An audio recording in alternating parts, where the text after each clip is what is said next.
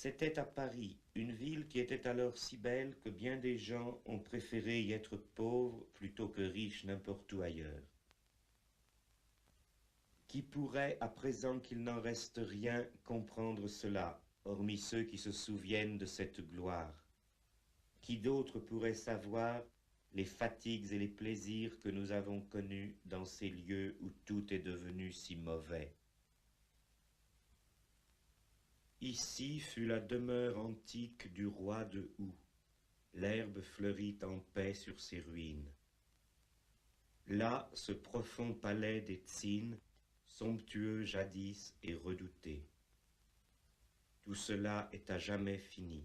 Tout s'écoule à la fois, les événements et les hommes, comme ces flots incessants du Yangtze-Kiang qui vont se perdre dans la mer.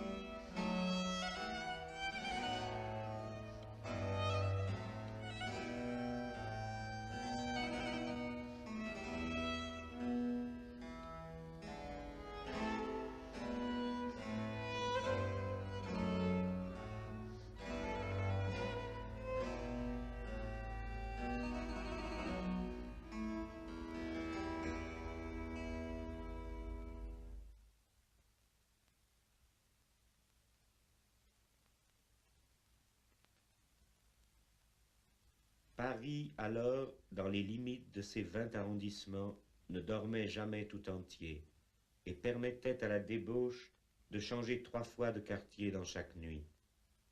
On n'en avait pas encore chassé et dispersé les habitants. Il y restait un peuple qui avait 10 fois barricadé ses rues et mis en fuite des rois. C'était un peuple qui ne se payait pas d'image.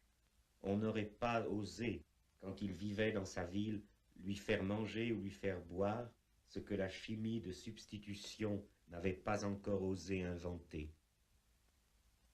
Les maisons n'étaient pas désertes dans le centre ou revendues à des spectateurs de cinéma qui sont nés ailleurs, sous d'autres poutres apparentes.